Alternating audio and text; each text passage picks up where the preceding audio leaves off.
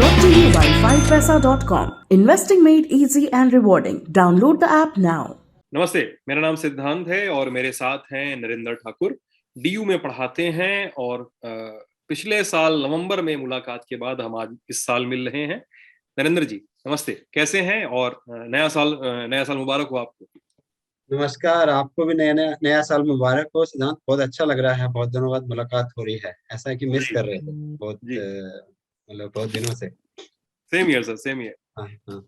और ठंड काफी है, कोविड के केसेस भी बढ़ रहे हैं, तो जाहिर सी बात है कि प्रिकॉशन लेना है अपने को सबको। और इधर ही बीच इसी ठंड और इसी कोविड के बीच में दो बड़ी खबरें हमारे बीच हैं। एक वर्ल्ड इकोनॉमिक फोरम दावोस में आयोजित हो रहा है।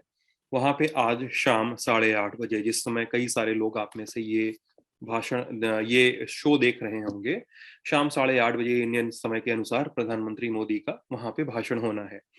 तो वर्ल्ड इकोनॉमिक फोरम पे हम थोड़ी बातचीत करने वाले हैं और उसके बाद हम बातचीत करेंगे एक रिपोर्ट की। वो रिपोर्ट इंडियन एक्सप्रेस में प्रकाशित है, उदित मिश्रा ने लिखी है, जो किसी कई एपिसोड में आ चुके हैं खर्चा पानी में, कि 5 राज्यों में महंगाई की स्थिति क्या है, मजदूरों को मिलने वाले पारिश्रमिक की स्थिति क्या है। उस पर उन्होंने एक डिटेल एनालिसिस की है आरबीआई की रिपोर्ट के हवाले से। तो नरेंद्र जी, इन दोनों पे बातचीत करते हैं। बताइए सबसे पहले किस पे बातचीत की जाए? दावोस पे बात कर लेते हैं। आज मोदी जी भी अपना भाषण दे रहे हैं, तो अच्छा है थोड़ा हम भी एनालिसिस करें इस चीजों का। ठीक है, तो बातचीत करते हैं दावोस पे। दुनिया भर में एक नैरेटिव तय करने का एक तरह से मंच होता है। मतलब यहाँ पर कोई भी देश, उसका जो भी भाषण होता है, उनका जो भी वक्तव्य होता है, और उनके मुद्दे पॉलिसी फ्रेमवर्क को प्रभावित करते हैं। तो पीएम मोदी क्या कहेंगे, क्या नहीं कहेंगे, उनको कहना क्या चाहिए, पिछले साल उन्होंने क्या कहा था, इन सब पर थोड़ी थोड़ी बातचीत हम लोग करने की कोशिश करेंगे। सबसे पहली बात नरेंद्र जी, कि हर कोई जो उसके वर्ल्ड इकोनॉमिक फोरम के संस्थापक और कार्यकारी अध्यक्ष हैं क्लास श्वाब, उन्होंने अपने प्री समिट स्टेटमेंट में कहा कि हर कोई उम्मीद कर रहा है कि 2022 में कोविड-19 और इसके साथ आए संकट की उल्टी गिनती थोड़ी शुरू हो जाएगी। मतलब कोविड का ही एक ढलान देख रहे हैं वो लोग। इस बयान के मद्देनजर पीएम मोदी भारत में कोविड के लेकर जो हुए प्रयासों हैं और दूसरे देशों से जो मदद की गई भारत को, उसका जिक्र कर सकते हैं। पिछले साल जब दावोस में वर्ल्ड इकोनॉमिक फोरम था, उसमें 23 लाख टीकाकरण का उन्होंने जिक्र किया था। उसमें एकदम नेसेंट स्टेज पे था हमारा टीकाकरण अभियान। इस बार ये आंकड़ा 100 करोड़ को पार कर गया है। इसका जिक्र होगा। तो एक तो ये हमारे कयास के अनुसार बात करें कि जो भी पीएम मोदी की लाइन रही है इकोनॉमी को लेकर, और बीते दिनों जो COP21 था, वहां पर भी जो भी बातचीत हुई, तो इन सब चीजों को लेकर हम क्या एक्सपेक्ट कर सकते हैं आज के संबोधन में उनसे? बिल्कुल, मतलब ये बात सही है कि मोदी जी आज जो है जो दावोस में वर्ल्ड इकोनॉमिक फोरम में बोलने वाले हैं। मुझे लगता है एक तो वो ये बात कह सकते हैं कि जो ग्लोबल हेल्थ इनइक्वालिटी है, उसमें जो है वो पहले इनफैक्ट इंडिया जो है WTO में भी सिद्धांत बोलते रहे हैं कि इस पे बातचीत की जाए और जो वैक्सीन है उसकी इक्विटी की बात की जाए। और खासकर वो यही बोल रहे हैं जो डेवलप कंट्रीज हैं, उनके पास जो है ज़्यादा रिसोर्सेज हैं, उनको डेवलपिंग कंट्रीज को हेल्प करनी चाहिए। इनफैक्ट जब मैं ये बात सोच रहा था, तो उस टाइम मैंने डेटा देखा सिद्धांत, और मैं देख रहा हूँ कि WHO की वेबसाइट के ऊपर मतलब बहुत दयनीय स्थिति है कि जो अफ्रीका कंट्रीज हैं, जैसे अफ्रीकन कंट्रीज हैं, केनिया, नाइजीरिया, जाम्बिया, उसमें 10% से कम जो है वैक्सीनेशन हुआ है। और जहाँ तक मैं इंडिया का डेटा देख रहा था, उसमें जो है वो लेस देन 40% है, मतलब 44% जो है दोनों डोजेज जो हैं वो मिले हैं इंडियन पॉपुलेशन को। तो अभी भी वो चैलेंज है, और वो मुझे लगता है एक तो बात वही करने वाले हैं। और उस मतलब मोदी जी, और यदि हम उस हेल्थ इनइक्वालिटी की बात करें तो उसमें देख सकते हैं कि जो डेवलप कंट्रीज हैं, जैसे अमेरिका है या ऑस्ट्रेलिया है या इंग्लैंड है, ये कंट्रीज जो है 70 to 80% पॉपुलेशन अपना वैक्सीनेशन कर चुकी है, डबल दोनों डोजेज को, इवन बूस्टर डोज भी लिए हैं। तो अच्छी बात है कि इस पॉइंट पे मोदी जी बात करें और ज्यादा एम्फेसिस करें कि इस तरह की ग्लोबल हेल्थ इक्विटी की बात खासकर वैक्सीनेशन के टर्म में जो है कोविड-19 पैंडेमिक में करे, और ये वर्ल्ड इकोनॉमिक फोरम इसको एजेंडे पे ले। दूसरी बात हमने जो रेफरेंस में की कि ये थोड़ा ज़्यादा ही हो गया था लास्ट ईयर कि हमने टैकल कर लिया है कोविड-19 पैंडेमिक, लेकिन स्थिति अभी हम जानते ही हैं कि क्या क्या स्थिति है भारत अच्छा, की। उन्होंने ऐसा कहा था पिछली बार। हाँ, मतलब काफ़ी ऑप्टिमिस्टिक थे, और हमने एक्सपोर्ट भी किया है, और उसका इनफैक्ट विरोध भी हुआ था कि आप मतलब इनफैक्ट पॉलिटिकली उनको विरोध झेलना पड़ा था कि आप कैसे एक्सपोर्ट कर रहे हैं जबकि यहाँ वो पे वैक्सीन मैत्री कोट अनकोट वाला जो हाँ, पूरा चला था ना। हाँ। बिल्कुल। और दो चीजें ये हो सकती हैं मुझे लगता है। एक वो ये कहना चाहेंगे कि कहीं ना कहीं इंडिया जो है अभी भी वैक्सीन को हम काफी हद तक जो है कवरेज कर चुके हैं, और भारत कैपेबल है इस चीज को टैकल करने में। और दूसरा पॉइंट वो इकोनॉमिक लेवल पे भी कह सकते हैं कि हमने इकोनॉमिकली जो है काफी टैकल किया है, और जितना फूड डिस्ट्रीब्यूशन इंडिया ने किया है या पीडीएस को स्ट्रॉन्ग किया है इस टाइम में, वो रेफरेंस पॉइंट भी आ सकता है। और तीसरी चीज मुझे लगता है कि वो दोबारा इस पॉइंट को कहेंगे कि एक लेवल मल्टीलेटरल जो है या ग्लोबलाइजेशन की बात कर सकते हैं कि वो एक लेवल पे कहीं ना कहीं मतलब उसको बढ़ाया जाना चाहिए, ना कि प्रोटेक्शन जो है उसको जो है उसको बढ़ाना चाहिए। मुझे लगता है, और उसमें उनको सपोर्ट भी मिलेगी, ऐसा मुझे लग रहा है, खासकर बाइडेन जो है, क्योंकि अब जो है ट्रम्प नहीं है, क्योंकि ट्रम्प का पर्सपेक्टिव पहले ये था कि मतलब एक प्रोटेक्शनिज्म वाली थी कि हम उदारवादी इतने नहीं रहेंगे, हम पहले अमेरिका को पहले जो है प्रोटेक्ट करेंगे। लेकिन मोदी जी का स्टैंड ये था, जो इनफैक्ट एक लेवल पे चाइनीज लीडर भी यही कह रहे थे कि अल्टीमेटली ग्लोबलाइजेशन जो है ज़्यादा बेनिफिट देता है, तो ऐसा नहीं है कि हमें प्रोटेक्ट ज़्यादा करना चाहिए इकोनॉमी को। और चौथा पॉइंट मुझे इसमें ये भी लगता है कि कोविड-19 के बाद कैसी दुनिया हो, और उसमें वो मल्टीलेटरलिज्म की बात कर सकते हैं कि सब इनफैक्ट वो ग्लोबलाइजेशन से लिंक ही रहेगा कि कहीं ऐसा ना हो कि कुछ कंट्रीज जो हैं वो ज़्यादा डेवलप हो जाएं इस ग्लोबलाइजेशन में, ना कि और कुछ जो है कम डेवलप हो। उसमें वो ये कहना चाहेंगे मुझे लगता है कि साथ में मूव करे पूरी दुनिया, और उसमें ऐसा नहीं कि कुछ कुछ देश छूट जाएं जिसमें हम वैक्सीनेशन की बात कर रहे हैं। लेकिन मुझे लगता है इकोनॉमिक लेवल पे भी वो पर्सपेक्टिव को मुझे लगता है ऐसा कहने की कोशिश करेंगे। प्रॉपर वर्डिंग क्या होगी, कंक्रीट क्या होगी, लेकिन यदि वो कहें इस पॉइंट को तो वो बहुत बेहतर होगा, क्योंकि कोविड-19 ने सिद्धांत ये सिखा दिया है कि मतलब एक तरह से ग्लोबली हम चीजों को देखें, चाहे वो पेंडेमिक है, चाहे वो इकोनॉमिक क्राइसिस है, तो ज्यादा बेहतर होगा मुकाबले ये कि आप छोटे छोटे ब्लॉक्स में जो है, चाहे वो हेल्थ की क्राइसिस है या जो इकोनॉमिक क्राइसिस है, उनको देखें। तो उसमें उसमें मुझे लगता है कि उस तरह का पर्सपेक्टिव वो लाएं तो बेहतर होगा, लेकिन मुझे लगता है कि थोड़ा वो उस पे बात करेंगे, इस पॉइंट को भी। ओके, इस पॉइंट पे बातचीत करेंगे। क्या वो जो इन्वेस्टमेंट है जिसकी हम बात कर रहे हैं, जो प्रोटेक्शनिज्म से आगे बढ़ के उनका स्टैंड रहा है, मतलब एंटी ट्रम्प स्टैंड जो रहा है, मतलब ट्रम्प जो करते रहे उसका पूरक नरेंद्र मोदी कदम उठाते रहे वैक्सीन को लेकर। ये बात करी जिसकी आलोचना भी हुई, भाई अपने यहाँ वैक्सीन लग नहीं रही, आप बाहर भेज रहे हो टाइप की बातें हुई थी।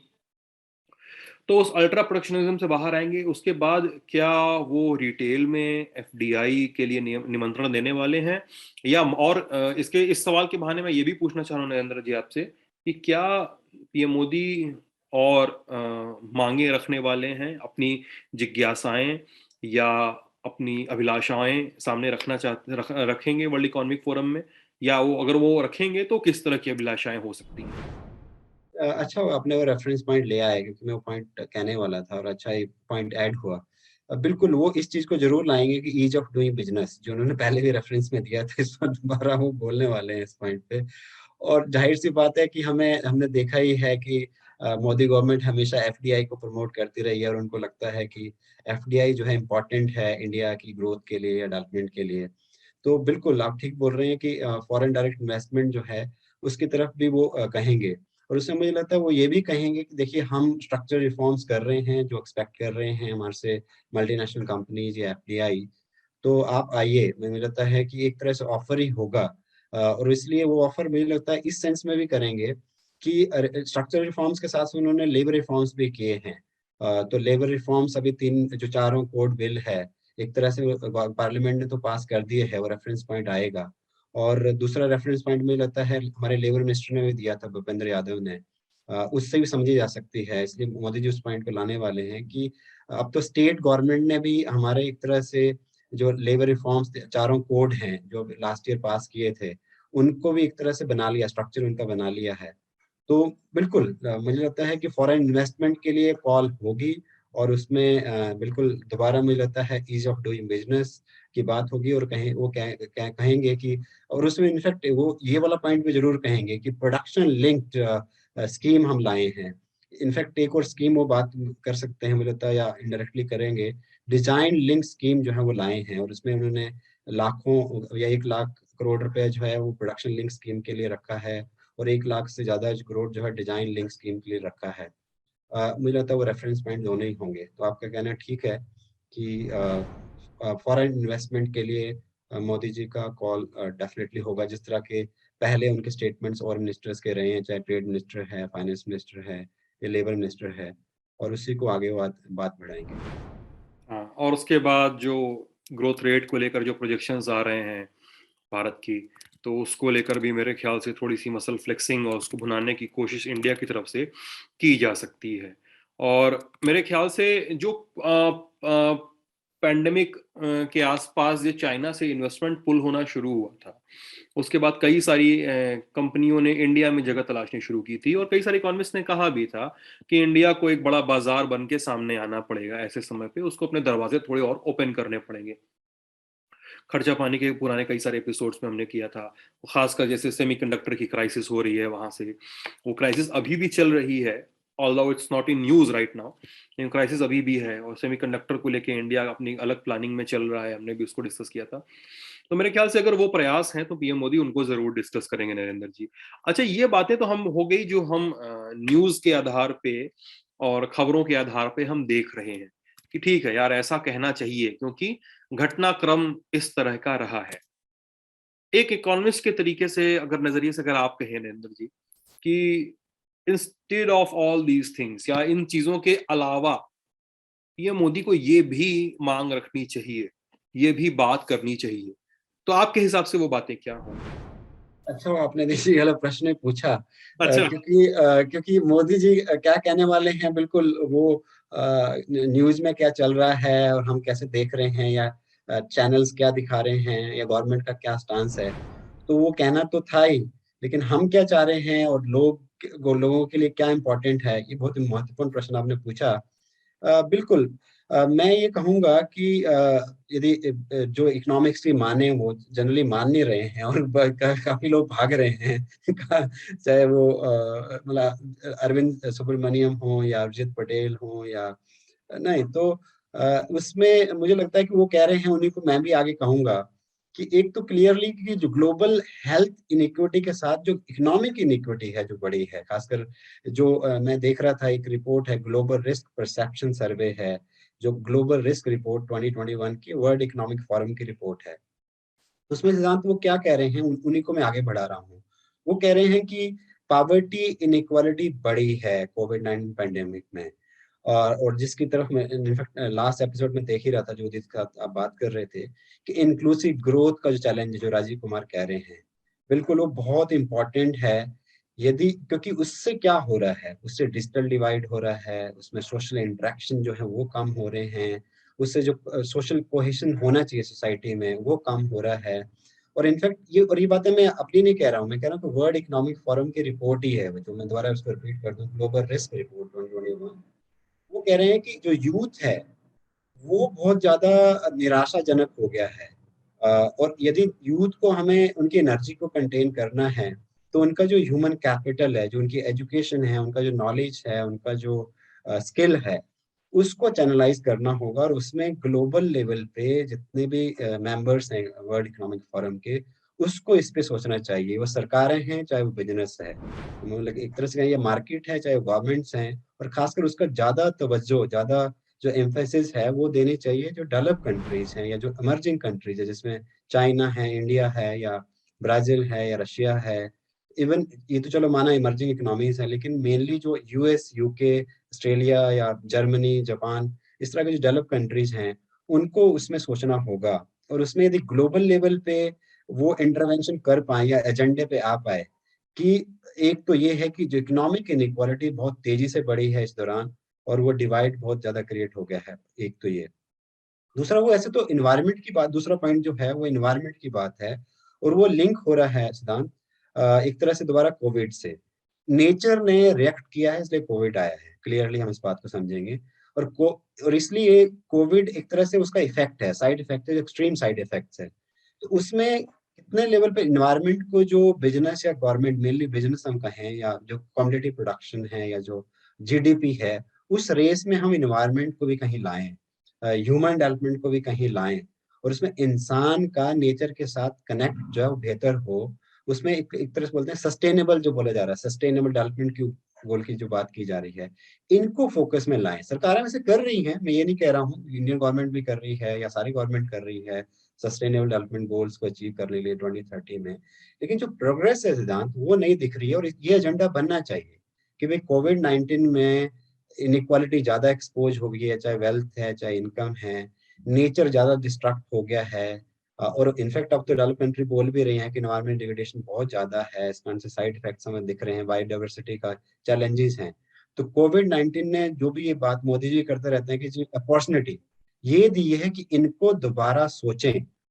चाहे वो मैंने कहा कि नेचर का जो डिस्ट्रक्शन है, चाहे जो इकोनॉमिक इनइक्वालिटी है या पॉवर्टी है, जो जितना एक्सपैंड हुई है, उसको किस तरह से कंटेन करें, और किस तरह से जो है यूथ की एनर्जी को कंटेन, मतलब एक तरह से यूज करके इन चीजों का एड्रेस करें। ओके, इसी समय ऑक्सफैम इंडिया की एक रिपोर्ट आती है। तो कई मौकों पे वो रिपोर्ट करते रहते हैं, इनकी कई सारी ब्रीफिंग आती रहती है।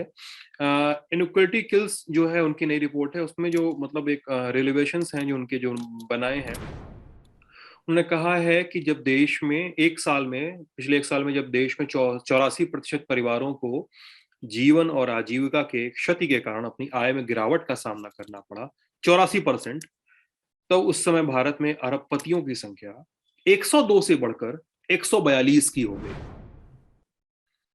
पिछले साल भी उनकी इनइक्वालिटी रिपोर्ट आई थी, उनके जो ऑक्सफैम इंडिया के निदेशक हैं, मैंने उनका इंटरव्यू भी किया था। और मतलब ये एक ग्रे पिक्चर है जो वर्ल्ड इकोनॉमिक फोरम के ही आसपास आती है। नरेंद्र जी, क्या कहना होगा आपका? बिल्कुल, और मतलब इसको लिंक वैसे भी कर ले, हम लोग बात करते हुए रहे हैं कि जो वर्ल्ड इनइक्वालिटी रिपोर्ट आई थी, जो थॉमस piketty उसके जो हैं वो एक तरह से मेन कोऑर्डिनेटर हैं, और वो इसी से लिंक हो रहा है जो ऑक्सफैम की आपने बहुत अच्छे से वो कह दिया है। उसी को मैंने इनफैक्ट आपको कॉम्प्लीमेंट करते हुए कह दूं कि बॉटम 50% जो पॉपुलेशन है उस रिपोर्ट में, उसके पास भारत की वेल्थ जो है सिर्फ 6% है। बिल्कुल, तो जब बिलियनियर्स का नंबर बढ़ रहा है, 84% पॉपुलेशन जो है उनकी जॉब लॉस हो रहा है, उनका वेज लॉस हो रहा है, और 50% पॉपुलेशन बहुत ज्यादा है हिंदुस्तान की, मतलब 65-70 करोड़ लोगों के पास जो है 6% एसेट है हिंदुस्तान की। तो कितना बड़ा चैलेंज है। तो बिल्कुल, जब मोदी जी के बारे में हम कह रहे हैं, या एज ए प्राइम मिनिस्टर या एज ए ग्लोबल लीडर, जब उनको रिकग्निशन मिला है और उनको बोला गया है कि आप स्पीच दीजिए, मुझे लगता है कि यदि ऐसा वो कहें कि देखिए जी ये बहुत बड़ा चैलेंज है, और उस कारण से हमारा तो एक तरह से डेमोग्राफिक डिविडेंड भी था, हमारे पास जो यूथ पॉपुलेशन ग्लोबल लेवल पे हाईएस्ट है, तो 6% हम नहीं उनको नहीं दें 50% पॉपुलेशन को, उनको कम से कम 20-30% तो दें, ये इंश्योर करने के लिए हम कुछ करें। और करने का एक तरीका ये भी हो सकता है, जो वेलकमिंग एक वर्ल्ड इकोनॉमिक फोरम से शायद वो बात आएगी भी, कि अब ये बोला गया है कि मल्टीनेशनल कंपनी को सिद्धांत कि आपको 15% जो है कॉर्पोरेट टैक्स देना होगा मल्टीनेशनल कंपनीज को। यदि वो एक्सेप्ट कर लें उस वाले एक तरह से गवर्नमेंट, तो वो एक बहुत बड़ा इंटरवेंशन होगा। और आई होप कि मोदी जी ये कहें उस टाइम कि आप ये 15% का जो बाई चांस सोल्यूशन आ रहा है, क्योंकि यदि आपको 6% से उसको 20-30% करना है, जो 50% 65-70 करोड़ में एक हम बेंचमार्क ले रहे हैं, वो तो नाइजीरिया और केनिया में हम बता ही रहे हैं कि 5% या 7% ही वैक्सीन हुआ है, इस तरह की इनइक्वालिटी दिख रही है ग्लोबल लेवल पे। तो जाहिर सी बात है, जब वो इनकम और वेल्थ में दिख रही है, तो उसमें ये चीजें ग्लोबल गुरु या ग्लोबल लीडर्स एड्रेस करें तो बहुत अच्छा रहेगा। सस्टेनेबिलिटी के लिए अच्छा है, विशफुल थिंकिंग नहीं है, लेकिन एक तरह से कहने का मतलब सस्टेनेबिलिटी का इशू है। मतलब एक तरह से नेचर को बचाने का इशू है, ह्यूमन को बचाने का इशू है। मुझे लगता है कि उन चीजों पे बात करें तो बहुत बेहतर होगा। चलिए अगली खबर की ओर चलते हैं। इंडियन एक्सप्रेस में छपा हुआ एक एक्सप्लेनर है। वो एक्सप्लेनर है जो 5 चुनावी राज्य हैं उनमें इन्फ्लेशन और उनमें जो वेज की कंडीशंस हैं उनको लेकर। यूपी, उत्तराखंड, पंजाब, गोवा और मणिपुर, ये इन 5 राज्यों में अगले एक आध महीने के अंदर चुनाव होने वाले हैं। सबसे लंबा वाला यूपी में होगा 7 चरणों में, बाकी में 1 या 2 चरणों में खत्म होगा। तो इंडियन एक्सप्रेस ने आरबीआई के डेटा, जिसको आरबीआई के डेटा का इस्तेमाल किया और उन्होंने उसको ब्रेक डाउन किया। डेटा है handbook of statistics on Indian states 2020 से 21 तक का। नवंबर 2021 के आखिर में यह डेटा रिलीज हुआ था। तो इसमें जो 5-6 मार्कर्स हैं, मैं वो मार्कर्स बता देता हूं। Retail inflation, food price inflation, fuel price inflation, average daily veg जो एग्रीकल्चर के लोगों का है, नॉन एग्रीकल्चरल लेबर के लोगों का एवरेज डेली वेज रेट, और कंस्ट्रक्शन वर्कर के लोगों का average daily wage rate. RBI की रिपोर्ट नवंबर के आखिर में आई है पिछले साल के, उसको उन्होंने कंपेयर किया है। सबसे पहले मैं एक चीज अपने और दर्शकों के सामान्य ज्ञान के लिए नरेंद्र जी पूछना चाहूंगा आपसे। इस इन्फ्लेशन का क्या, जो आरबीआई जो आकलन करती है, जो राज्यों से उसको रिपोर्ट मिलती है, उसका एक कंपाइलेशन है ये हर साल जो प्रकाशित करते हैं, है ना? यही है ना? बिल्कुल बिल्कुल यही है। ओके, यही है। ठीक है। तो सबसे पहले हम लोग जिस क्रम में प्रकाशित है उस क्रम में ही बात करते हैं, रिटेल इन्फ्लेशन की बात करते हैं। और रिटेल इन्फ्लेशन के जो आंकड़े हैं, मतलब सबको पता है कि सबको पता है कि 5 राज्यों की यहाँ पे बात हो रही है, और कंट्री वाइड जिन्होंने बताया है कि 2014-15 में ये 5.9% की रेट पे था, और 2020-21 में ये 6.2 खुदरा महंगाई की दर जो होती है, जिसको हम रिटेल इन्फ्लेशन कह रहे हैं।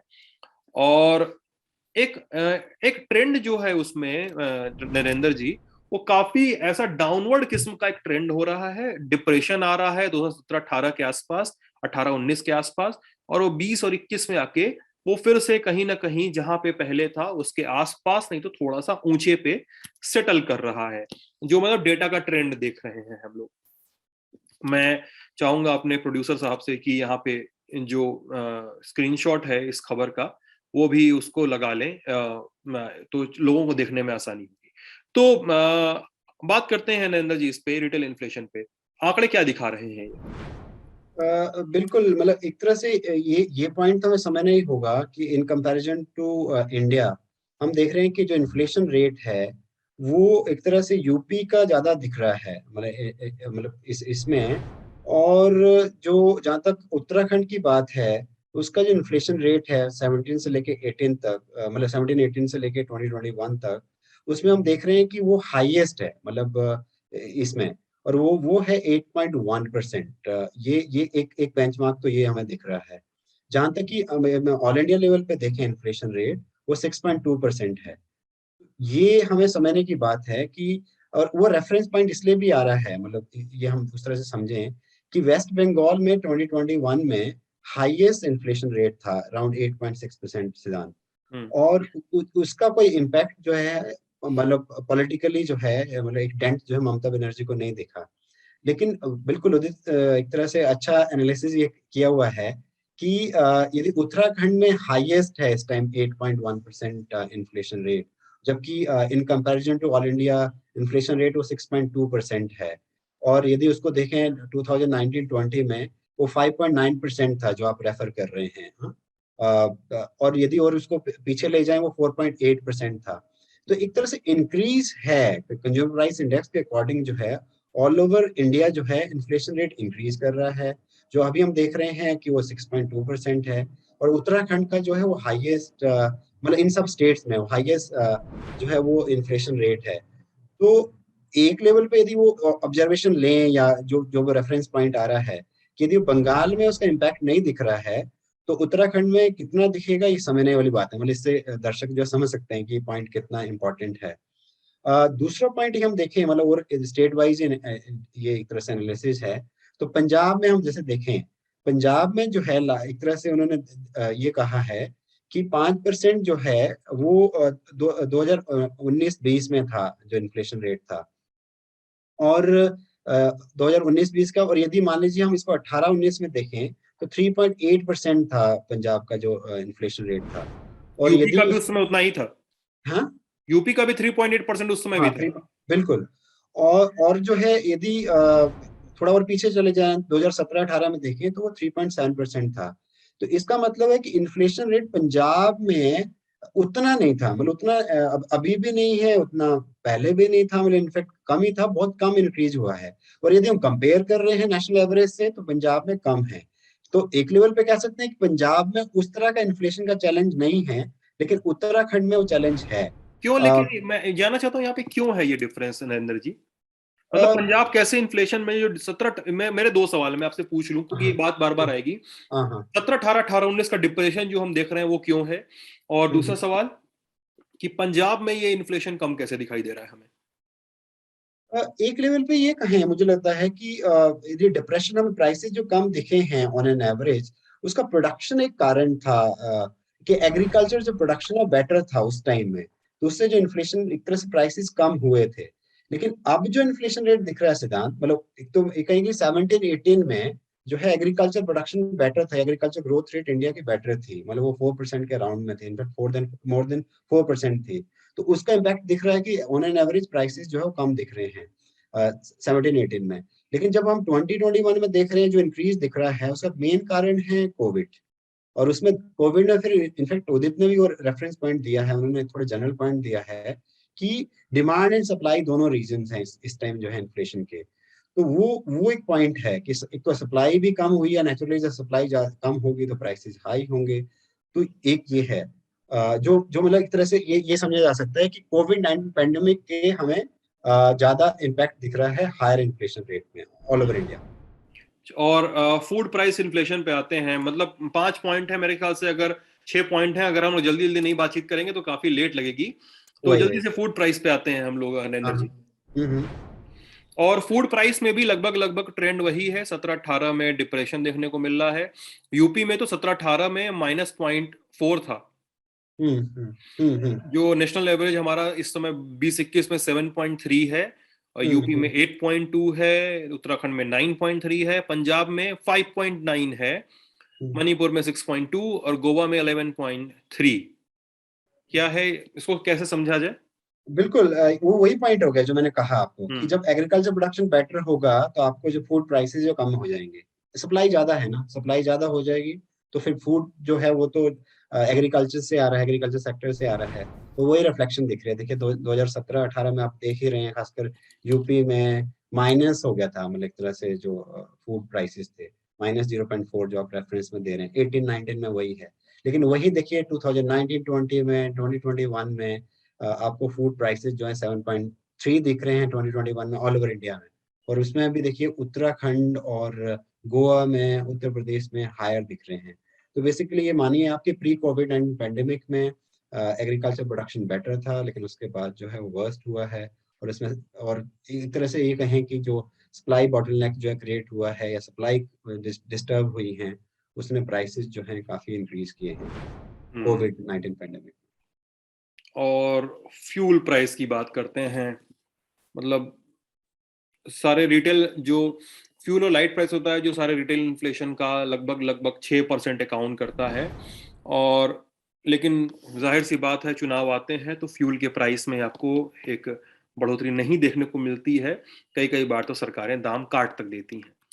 तो डेटा है हमारे सामने, काफी नीचे रहा है फ्यूल प्राइस इन्फ्लेशन गोवा में बीते साल, और काफी नीचे यूपी में रहा है। लेकिन यूपी में खास बढ़ोतरी देखी गई, पिछले साल 3.3 था, पंजाब में 2.7 था, मणिपुर में 5.6 था, उत्तराखंड में 2.2 है। बड़ा इरेटिक सा ट्रेंड है इसको फ्यूल प्राइस को लेकर, थोड़ा सा ये अलग जा रहा है मुझे लग रहा है बाकी इन्फ्लेशन इंडेक्सेस से। आपको क्या कहना है नरेंद्र जी? बिल्कुल ये बात सही है कि पीछे तो हमने देखा ये थे पेट्रोल के प्राइसेस, हमने बात भी की थी सामने, डीजल के प्राइसेस जो हैं। और उसके बाद एक लेवल के बाद कंटेन किया है उन लोगों ने, क्योंकि जो स्टेट ज्यादा एक्टिव रही उन्होंने प्राइसेस जो है कंट्रोल कर लिए थोड़ा। मतलब फ्यूल के, और जिन जो नहीं एक्टिव रहे वो उनसे थोड़ा मतलब चूक हो गई है, और इसलिए थोड़ा रिलेटिवली हायर प्राइस दिख रहे हैं उनके। चलिए अब बाकी के जो 2-3 इंडेक्सेस हैं उन पर बातचीत कर लेते हैं। इन इंडेक्सेस में जैसा इंडियन एक्सप्रेस ने रिपोर्ट किया है कि गोवा, मणिपुर और उत्तराखंड में इनको एग्रीकल्चरल लेबर्स के एवरेज डेली रेट और non agricultural average daily rates नहीं मिले, और जबकि मणिपुर जो कंस्ट्रक्शन वर्कर के एवरेज डेली रेट वेज थे, उसका डेटा गोवा और उत्तराखंड का रिपोर्टेड नहीं था इस रिपोर्ट में। यानी कुछ ही राज्य हैं, यानी अगले 2 इंडाइसेस में मेरे ख्याल से यूपी और पंजाब, एक में बीजेपी की सरकार, एक में कांग्रेस की सरकार, जो एक अच्छा गुत्थम गुत्ता चल रहा है, उसको लेकर एक बड़ा कंपैरिजन पॉइंट मतलब इस 5 राज्यों में ही है, क्योंकि डेटा ही एब्सेंट है। जो एग्रीकल्चरल के मतलब खेती करने वाले लोग हैं, उनका जो एवरेज डेली वेज है, इसमें पंजाब में 357 रुपए प्रतिदिन मिल रहे हैं, यूपी में 275 रुपए प्रतिदिन 2020-21 तक है ये रेट, और जबकि नेशनल एवरेज जो है वो 310 का है। यूपी में 310 यानी नेशनल एवरेज से नीचे, और पंजाब में 357 यानी नेशनल एवरेज से ऊपर। अगर आप ट्रेंड देखें नेशनल एवरेज बनाम डेली वेज का, तो ये 14-15 से लेकर जो है 20-21 तक यही रेंज है। यूपी में कम है नेशनल एवरेज से, और पंजाब में ज्यादा है। नरेंद्र जी। बिल्कुल, और उससे मुझे ध्यान आ रहा है कि पंजाब में यदि बेटर वेजेस हैं और उत्तर प्रदेश में उतनी वेजेस अच्छे नहीं हैं, और बिल्कुल आप ठीक कह रहे हैं कि चाहे वो नॉन एग्रीकल्चर लेबरर्स हैं या लेबरर्स हैं या कंस्ट्रक्शन वर्कर्स हैं, तो बिल्कुल, और उसमें ये रिफ्लेक्ट तो किया जा रहा है कि पंजाब जो है बेटर वेजेस प्रोवाइड कर रहा है। और इसलिए यदि थोड़ा पॉलिटिकल कमेंट कर दिया जाए, वैसे है तो खर्चा पानी हमारा इकोनॉमिक बुलेटिन है, तो वो कहीं ना कहीं एक लेवल पे योगी जी को उसका रिफ्लेक्शन दिख भी रहा है, मतलब ये बात चल भी योगी रही को है। भी रिफ्लेक्शन दिख रहा है, योगी की पूर्ववर्ती सरकारों को भी दिख रहा है इसका रिफ्लेक्शन। पूर्ववर्ती बै- सरकारों ने भी इसको करेक्ट करने की कोशिश नहीं की। मतलब बै- अगर आप 14-15 की बात करें तो 225 था नेशनल एवरेज हमारा, और यूपी में 192 रुपए एक एवरेज डेली वेज पे किया जा रहा था।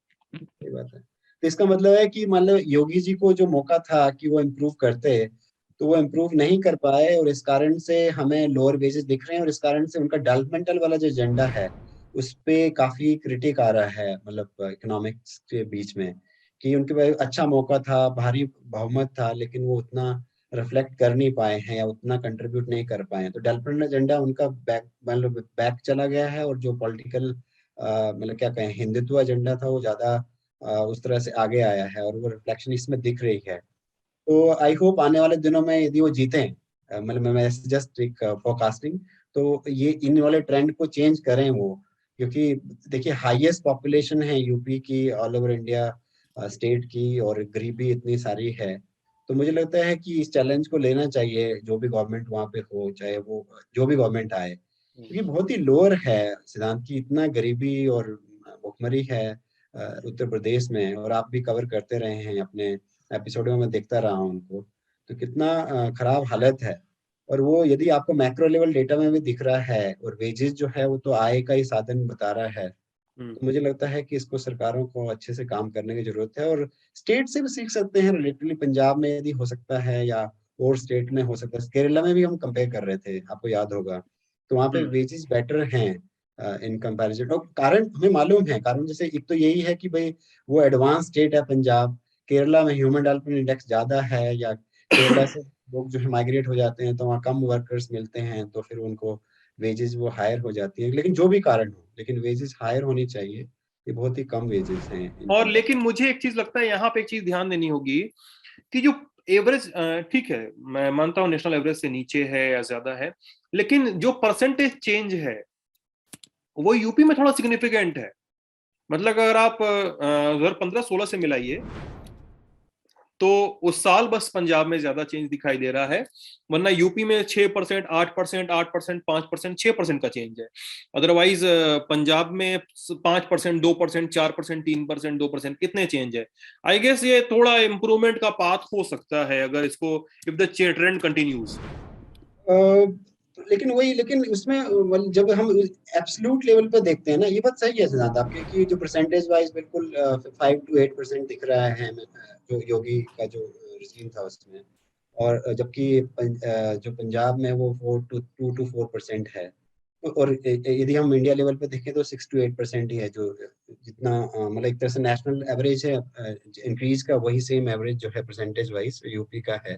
तो उस तरह से कंपैरिजन दिख रहा है, लेकिन जो बेस है बहुत लोअर है, वो हमें देखना होगा। मान लीजिए वो यदि 300 से कम है, ये 350 से ऊपर ले गया पंजाब, इवन एवरेज जब ऑल इंडिया 300 से ऊपर ले गया है, तो उसको तो बढ़ाना ही चाहिए एब्सोल्यूट वेज को। और मोरलेस यही ट्रेंड जो है नॉन एग्रीकल्चरल लेबर्स के एवरेज डेली रेट में भी, बिल्कुल उनके वही, रोजाना की पारिश्रमिक में भी ये बिल्कुल ट्रेंड कंटिन्यू कर रहा है। वो नेशनल बिल्कुल एवरेज में पंजाब में थोड़ा ज्यादा दिखाई दे रहा है और बिल्कुल। यूपी में कम दिखाई दे रहा है। मतलब ये सरकार की आलोचना की जाए, मौजूदा सरकार की जाए कि नहीं की जाए, क्योंकि ये ऑन, मतलब अखिलेश सरकार जब थी यूपी में 14-15 में, अखिलेश सरकार थी 17 तक थी ही, उन्होंने भी जो नेशनल एवरेज से उससे कम पेमेंट, उसमें कम पेमेंट होता रहा, और उसके बाद भी ये ट्रेंड कंटिन्यू रहा। मतलब ठीक है सर, सारा पैसा सरकारी नहीं होता है, सारा सरकार ही पेमेंट नहीं करती है। एक बड़ा कंपाइल्ड डेटा होता है, मनरेगा से कितना पैसा मिला, अड़तिये ने कितना पैसा दिया, सजहतिया जो कि खेत जोत रहा है, जो खेत देख रहा है आपका, उसने कितना पैसा दिया। ये सारा कुछ एक मतलब एक मिश्रित एवरेज किस्म का होता है। सरकारों का सीधे रोल पता नहीं कितना होगा, क्योंकि पंजाब में एक अलग किस्म की खेती बाड़ी होती है, यूपी में एक अलग किस्म की खेती बाड़ी होती है। मेरे ख्याल से उसका भी असर पड़ता है। लेकिन अगर सरकारों को एक तुलनात्मक अध्ययन के रूप में देखा जाए नरेंद्र जी, तो इस तरीके से सवाल उठाए जा सकते हैं। एग्री, मतलब बिल्कुल। मैं यदि मान लीजिए ये पंजाब का हायर दिख रहा है वेजेस और यूपी का कम दिख रहा है, लेकिन हमें ये ध्यान रखना पड़ेगा कि डिफरेंट कमीशन जो हैं, लेबर कमीशन जो हैं, वो बोलते रहे हैं कि 400 रुपये जो है मिनिमम वेज होनी चाहिए स्टेट में। तो उस हिसाब से यदि बात करें तो पंजाब में भी कम है। तो बिल्कुल मतलब एक तरह से यूपी को बढ़ाने की जरूरत है, लेकिन पंजाब को भी और बढ़ाने की जरूरत है, जिससे कम से कम ऑन एन एवरेज आप मानिए ना, 400 रुपये का मतलब हो गया कि महीने में 12,000 रुपये। तब देखिए कि 12,000 रुपये तो ऑन एन एवरेज एक इंसान का, एक लेबर की इतना तो बनता है, चाहे वो एग्रीकल्चर सेक्टर में काम कर रहा है या नॉन एग्रीकल्चर सेक्टर में। और जब खुद लेबर कमीशन बोल रहे हैं कि इतनी वेजेस, मतलब 400 से 450 वेज बोली जा रही है, तो उससे कम 12,000 से 18,000 रुपये इतना तो आप इंश्योर करिए। बिल्कुल तो ये चैलेंज है। तो इसलिए क्रिटिक ये सिर्फ यूपी गवर्नमेंट का नहीं है, एज ए होल ये क्रिटिक ऑल ओवर इंडिया है। और वही रेफरेंस है जो हम बात कर रहे थे थोड़ी देर पहले, जो डेवोस के बारे में, कि मोदी जी को इस पॉइंट पे काम करने की जरूरत है, या गवर्नमेंट्स को, जो भी गवर्नमेंट है, चाहे वो इंडिया में है बाहर है, कि इतना इनइक्वालिटी क्रिएट हो गया है। तो ऑब्वियसली सोल्यूशन यही होगा कि जो खुद बोल रहे हैं कमीशन, लेबर कमीशन, कि भाई आपको 400 रुपये तो कम से कम दीजिए आप वेज, मतलब इंश्योर करिए। हाँ, और आखिर आखिरी मार्कर है कंस्ट्रक्शन वर्कर के वेजेस का। इसमें हमारे पास गोवा और उत्तराखंड का डेटा नहीं है, बाकी मणिपुर, पंजाब और यूपी, इन 3 राज्यों का डेटा है। मणिपुर में थोड़ा सा ट्रेंड शुरू हल्का सा एरेटिक किस्म का है, मतलब कई बार नेशनल एवरेज से ज्यादा पे कर रहे हैं, कई बार नेशनल एवरेज से कम पे कर रहे हैं। पंजाब में फिर से वही ट्रेंड कंटिन्यू है, वो नेशनल एवरेज से ऊपर ही पे कर रहे हैं। और यूपी में यही ट्रेंड कंटिन्यू है कि वहां पे जो कंस्ट्रक्शन वर्कर हैं उनको नेशनल एवरेज से कम मिल रहा है। जी नरेंद्र बिल्कुल जी, बिल्कुल। यहाँ पर भी हम लोग वही देख रहे हैं। सही में सेम ट्रेंड है। और बिल्कुल हमारी डिमांड, या यदि आप रैशनली हमसे पूछें अर्थशास्त्रियों से, कि हम बिल्कुल कहेंगे कि जो कमीशन बोल रहे हैं आप 400 450 रुपये जो है इंश्योर करिए, जिससे कि ऑल ओवर इंडिया जो है इम्प्रूव कर पाए। और वो हम उसी पॉपुलेशन की बात कर रहे हैं जो जो अरबपति नहीं है, या बेसिक जो इनकम की बात कर रहे हैं हम लोग। तो 12,000 या 18,000 रुपये इंश्योर करने के लिए आपको 400 से लेके 500 450 रुपये तो उतना मिनिमम वेज तो देना ही होगा। हम्म, तो ये है हमारा आज का खर्चा पानी। नरेंद्र जी थे साथ में और उनसे हम लोगों ने इन सब चीजों पे बात करनी चाहिए। आई गेस दूसरे चुनाव आएंगे, कई दूसरे राज्यों के डेटा हम सामने रखेंगे, तो हमें और थोड़ी तस्वीर देखने को मिलेगी। दूसरी सरकारों पर, मतलब XYZ किसी भी पार्टी की सरकार हो, मुझे नहीं पता, लेकिन हमारा काम है सरकारों से सही सवाल पूछना। आंकड़े सामने हैं, ये पूछना, मतलब सरकार तो ये करेगी नहीं कि आपको सारे काम और सारे पेमेंट सरकार से ही मिले, ऐसा तो हो नहीं सकता। लेकिन ये इंश्योर करना कि उसके राज्य में मजदूरों की कमाई कितनी है। वो एक कहावत है कि मजदूर को उसका पैसा पसीना सूखने के पहले दो। तो वो इंश्योर करना और उसका पैसा उसको मिले, सही पैसा मिले, वो कहीं एक एक उस असंतुलन में खो के न रह जाए, जिसकी बात नीति आयोग के वाइस चेयरमैन भी कहते हैं, जिसकी बात ऑक्सफैम की रिपोर्ट भी कहती है, जिसकी बात RBI की ये रिपोर्ट भी किसी न किसी तरीके से कहती ही है। आप हमें कमेंट सेक्शन में बताइएगा आपको ये एपिसोड कैसा लगा। अपना ख्याल रखिएगा। बहुत बहुत शुक्रिया।